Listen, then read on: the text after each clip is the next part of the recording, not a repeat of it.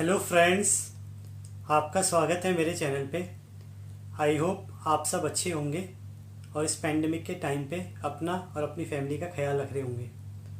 तो आज की ये वीडियो मेरी पिछली वीडियो का कंटिन्यूशन है। मतलब जो आपने जे केमिस्ट्री के रिगार्डिंग कुछ डाउट पूछे थे, उनमें से कुछ क्वेश्चन है जो रह गए थे। एक तो मैं उनका आंसर दूंगा और एक जो आप जानना चाहते थे कि मैं कैसे पढ़ाई करता था उस टाइम पे और कैसे आपको मैनेज करना चाहिए अपना टाइम ऑनलाइन कोचिंग देते समय, कैसे आप वीडियो देखें, कैसे असाइनमेंट करें और कैसे आप टेस्ट सीरीज को टैकल करें। तो उसका एक पूरा ओवरव्यू मैं आपसे शेयर करूंगा। तो पहले जो क्वेश्चन रह गए थे कुछ 4-5, उनको डिस्कस कर लेते हैं। देन मैं आपको एक स्ट्रेटेजी प्लानिंग बताऊंगा।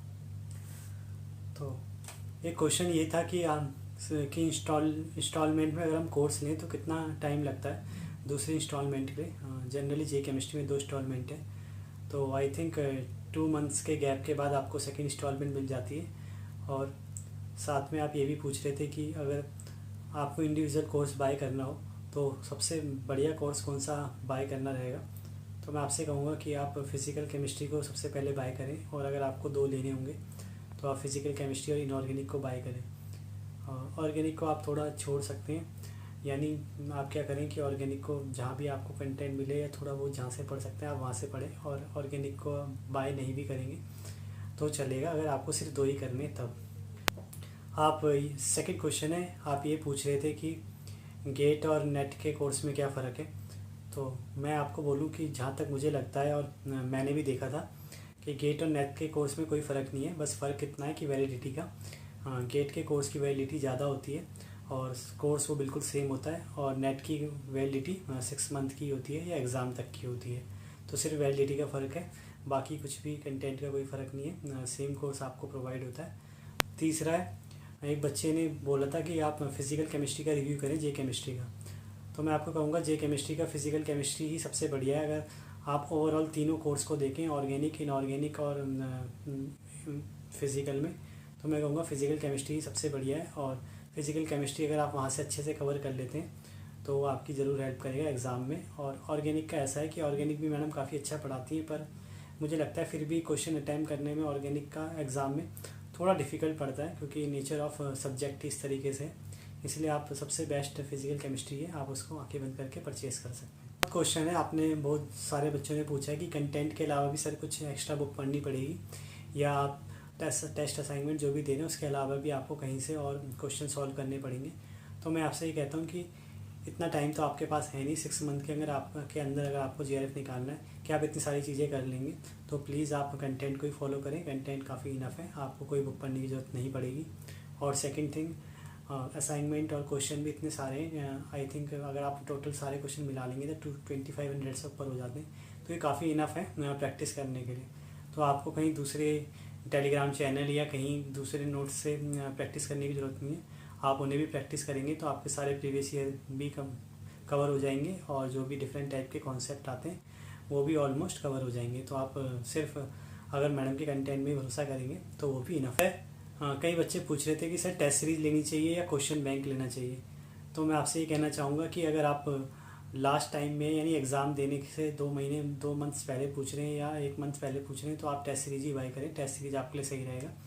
और टेस्ट सीरीज़ में आपको वीडियो सॉल्यूशन भी मिल जाता है, तो जो भी कॉन्सेप्ट आपने नहीं पढ़े होंगे या जो आपसे मिस हो गए होंगे उसके सॉल्यूशन से आपको थोड़ा बहुत आइडिया हो जाएगा। और क्वेश्चन बैंक आप तब लें, यानी कि जब आप कोर्स नहीं करना चाहते मैम से, मतलब कंटेंट आपका ही है, बस आप क्वेश्चन प्रैक्टिस करना चाहते हैं तब लें, और वो भी स्टार्टिंग से लें। क्योंकि उसमें स्टार्टिंग से लेने में ये फ़ायदा होगा, लेट अस सपोज आपने कोऑर्डिनेशन पढ़ी, तो क्वेश्चन बैंक में आप सीधा कोऑर्डिनेशन के असाइनमेंट या कोऑर्डिनेशन के क्वेश्चन में जा सकते हैं और उन्हें सॉल्व कर सकते हैं। यानी आपको एक चैप्टर वाइज क्वेश्चन मिलेंगे और उनके सॉल्यूशन भी मिलेंगे। तो अगर आपको क्वेश्चन बैंक लेना है तो स्टार्टिंग से ही लें, पर उसमें आपका कंटेंट अपना होना चाहिए तभी लें। अगर आप जे केमिस्ट्री ऑलरेडी पढ़ रहे हैं तो आपको क्वेश्चन बैंक की ज़रूरत नहीं है। और अगर आपको टेस्ट सीरीज़ लेनी है तो 1 मंथ या 2 मंथ पहले पेपर के लें। तो आई होप आपके ये सारे डाउट क्लियर हो गएंगे अब जे केमिस्ट्री के। इसके अलावा भी अगर कोई क्वेश्चन है तो आप कमेंट बॉक्स में बता सकते हैं। अब आते हैं हम अपनी स्ट्रेटजी में कि आप कितनी वीडियो एक दिन में देखें और कैसे आप चीज़ों को मैनेज करें। तो मैंने 10 पॉइंट्स में ये बात बताई है, मैं आपको हर एक पॉइंट्स बताऊंगा, उसको समझाऊंगा। अगर आप ये चीज़ फॉलो कर लेते हैं तो मुझे लगता है आप इजीली कोर्स को अच्छे से कंप्लीट कर लेंगे और रैंक भी आप अच्छी लेंगे। तो पहला तो यही है कि एक दिन में कितने लेक्चर लें। तो मैं आपसे ये कहूँगा कि अगर आप एक दिन में 4 लेक्चर मिनिमम कर लेते हैं तो बहुत अच्छा है, और इसके लिए आपको स्पॉन्टेनियस बैच लेना पड़ेगा। और आजकल लॉकडाउन वाला जो बैच है वो तो स्पॉन्टेनियस ही है, तो वो काफ़ी अच्छा है। 4 लेक्चर इसीलिए क्योंकि एक तो आपको जो पैम्परिंग की आदत होती है स्टार्टिंग में 1-2 लेक्चर मिलते हैं नॉन स्पॉन्टेनियस के केस में, वो छूट जाएगी, और बाद में अगर ज़्यादा लेक्चर आपके पास आएंगे तो आप उनको ईजिली कवर कर पाएंगे। और सेकंड, आपका सिलेबस भी जल्दी होगा। अब इसको करना कैसे है, आपको 4 लेक्चर को आप स्टार्टिंग के 2 मॉर्निंग में कर सकते हैं और लास्ट के 2 इवनिंग में कर सकते हैं। तो आप 4 लेक्चर तो मिनिमम सॉल्व करें, और इससे ज़्यादा भी अगर आप पॉसिबल हो सकता है तो आप 5 लेक्चर या 6 लेक्चर भी पढ़ सकते हैं, अगर आपको ज़्यादा ही मतलब इजी टॉपिक मिल जाता है और कम मिलता है। सेकंड पॉइंट है कि आप इन लेक्चर को कवर कैसे करें। तो मैं ये कहूँगा ये 4 लेक्चर अगर आपको कवर करने हैं, तो अगर आप स्टार्टिंग से कोचिंग ले रहे हैं या स्टार्टिंग फेज़ में, तो आप कोशिश करें कि जो भी आप लेक्चर लेते हैं उसे 2x में लें, और 2x में नहीं तो कम से कम 1.5x में लें। और ड्यूरिंग लेक्चर लेते समय ही आप नोट्स बनाने की कोशिश करें। स्टार्टिंग में आपको थोड़ा प्रॉब्लम आएगा 10 to 15 लेक्चर में, पर आप देखेंगे 1 वीक में आपको इसकी आदत पड़ जाएगी, और आप लेक्चर के साथ साथ नोट्स भी बना लेंगे और स्पीड के साथ भी बना लेंगे। हाँ, स्पीड के साथ बस थोड़ा सा इतना होगा कि आपकी जो राइटिंग होगी वो काफ़ी शायद बेकार हो सकती है, और मतलब आपका लिखा हुआ शायद आपके सिवा और किसी को समझने भी नहीं है। तो पर इसमें मेरे को लगता है कोई प्रॉब्लम नहीं है, क्योंकि आपको अपने के लिए मेहनत करनी है स्टार्टिंग में, और अपने के लिए आप पढ़ रहे हैं।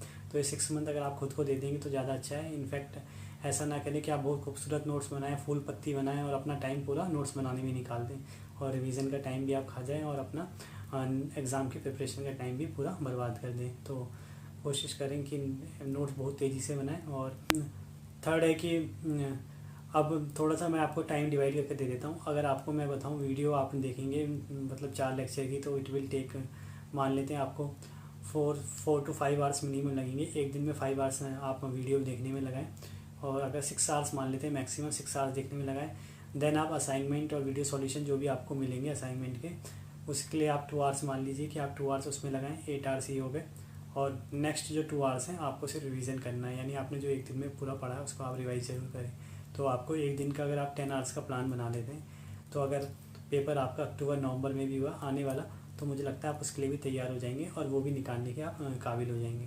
तो 10 आवर्स का आप प्लान तैयार रखें, और ये 8 का भी हो सकता है अगर आप इन चीज़ें थोड़ी जल्दी कर लेते हैं और थोड़ा अच्छे से मैनेज करते हैं।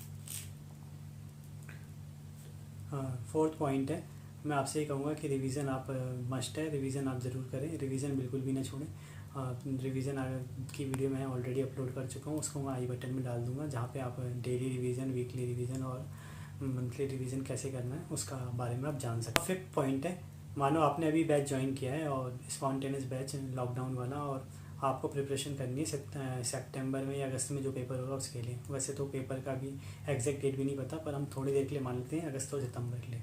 तो मैं आपसे कहूँगा कि आपको स्पॉन्टेनियस बैच काफ़ी अच्छा मिला है। आप ये मत सोचिए कि नॉन स्पॉन्टेनियस मिलना चाहिए था, बहुत अच्छा बैच आपको मिला है। तो उसमें आप क्या करें, सबसे पहले इंपॉर्टेंट टॉपिक्स में जाएँ, उनको पढ़ें। मतलब अगर आपको अभी का ही एग्ज़ाम निकालना है तो पहले इंपॉर्टेंट टॉपिक्स को कवर करें, रेदर देन कि आप चैप्टर वाइज जाएँ जो आप वहाँ पे दे रखा है। तो जैसे कि केमिकल बॉन्डिंग सबसे पहले दे रखा है, इसका मतलब ये नहीं आप केमिकल बॉन्डिंग पढ़ने लग जाएँ। केमिकल बॉन्डिंग जनरली सबको आती है, और उसके आंसर या जो क्वेश्चन आते हैं वो काफ़ी ईजी होते हैं, और कभी कभी काफ़ी हार्ड आता है, एमबीकेएस आता है, तो वो तो कोई नहीं कर सकता, तो उसकी आपको टेंशन लेने की जरूरत नहीं है। तो आप मतलब पहले उनको कवर करें जो सबसे इंपॉर्टेंट है और ज़्यादा मार्क्स के हैं, और जो आपको लगता है हार्ड है उन्हें कवर करें, और तब जाके अगर आपको टाइम मिलता है तो फिर उन्हें कवर करें जो आपको लगता है ईजी है और आपसे वैसे भी हो जाते हैं। तो इंपॉर्टेंट टॉपिक्स की लिस्ट भी मैं डिस्क्रिप्शन बॉक्स में डाल दूँगा, तो पहले आप उन्हें कवर करने की कोशिश करना। 6 पॉइंट है, सैटरडे संडे का आपको दोबारा अच्छे से यूटिलाइजेशन करना है। सैटरडे संडे आप के जो भी असाइनमेंट 2 आवर्स में कंप्लीट नहीं हुए होंगे उनको आप सैटरडे संडे में करें, और साथ में रिवीजन भी ज़रूर करें, यानी ये एक वीकली रिवीजन का हिस्सा है। और जो एप्टीट्यूड का जो आपको लेक्चर मिले उन्हें सैटरडे संडे में 2-2 करके, एक दिन में सैटरडे को 2 दिन, और 2 लेक्चर सैटरडे में और 2 लेक्चर आपके संडे में निपटाने की कोशिश करें, तो एप्टीट्यूड भी आपका ईजिली कंप्लीट हो जाएगा। और जब पूरे वीक आप जब रिवीजन करें तो एप्टीट्यूड का भी रिवीजन साथ में करते रहें। 7 चीज़ है, सब्जेक्ट आपको तीनों पैरेलली लेने, मतलब ऐसा नहीं करना कि पहले आप इनऑर्गेनिक ख़त्म करने बैठ जाएँ, या ऑर्गेनिक ख़त्म करने बैठ जाएँ, या फिजिकल ख़त्म करने बैठ जाएँ।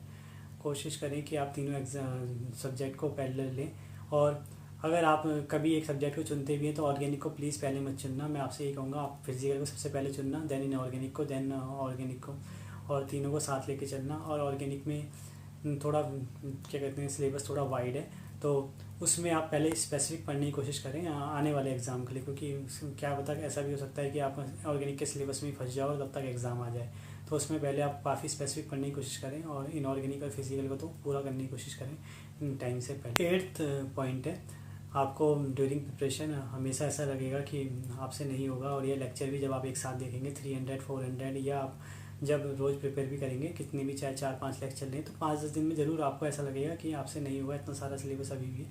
तो मैं यही कहूँगा आप बिल्कुल भी हार ना मानें, आप हमेशा ये देखें कि आप यहाँ तक आए हैं तो आप आगे भी जा सकते हैं, और आपसे पहले भी कई बच्चों ने इस चीज़ को कंप्लीट किया है तो आप भी कर सकते हैं, और आपके बाद भी लोग कंप्लीट करेंगे। तो इस चीज़ को अगर आप इंस्पिरेशन लें तो आप शायद कर लेंगे। और मैं यही कहूँगा कि अगर आप रोज़ हारते भी रहे और लास्ट दिन तक भी अगर आप लड़ने की हिम्मत रखेंगे तो आप ज़रूर जीत जाएंगे नेट के पेपर में। पर अगर आप रोज़ हार के बीच में आपने हार मान ली तो लास्ट में आप वैसे भी नहीं पहुंच पाएंगे, और नेट का निकलने का कोई सवाल है ही नहीं। 9th पॉइंट है कि आपको टेस्ट सीरीज कभी स्टार्ट करनी चाहिए, मतलब आप टेस्ट सीरीज जब आपको मिलेगी तो आप सिलेबस कंप्लीट करने के बाद स्टार्ट करें या साथ में स्टार्ट करें। तो मैं आपको कहूँगा टेस्ट सीरीज आप पैरेलली स्टार्ट करें। अगर जब भी आपकी टेस्ट सीरीज आपको मिलती है सिलेबस ख़त्म के आसपास या 70% आपका सिलेबस है तब, तो आप साथ में स्टार्ट करें और पैरेलली टेस्ट सीरीज को दें।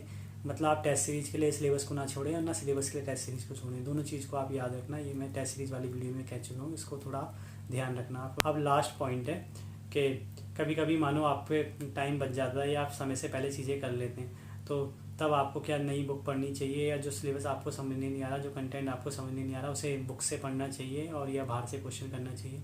तो मैं यही कहूँगा कि आप बिल्कुल भी बाहर से क्वेश्चन ना करें जब तक आपको ये नहीं दिखता कि आप पे बहुत ज़्यादा टाइम है। मतलब आपका पेपर, मानो आपका पेपर चला गया नवंबर में और जो कुछ बच्चे अभी तैयारी कर रहे हैं उनका सिलेबस ख़त्म हो गया जून में, तब तो आप ऐसा कर सकते हैं कि जो आपको समझने नहीं आया कुछ टॉपिक ऐसे हैं और जो आप काफ़ी इंपॉर्टेंट भी हैं उनको आप बुक से पढ़ सकते हैं या कहीं से समझ सकते हैं।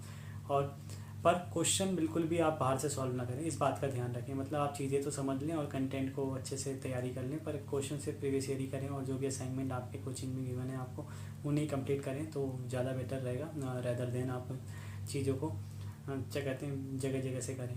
तो बिल्कुल भी इस चीज़ में कंफ्यूज ना होए, जो भी आपके पास कंटेंट है उस पर भरोसा करें और देखना आप सब चीज़ों को ईजिली कर जाएंगे।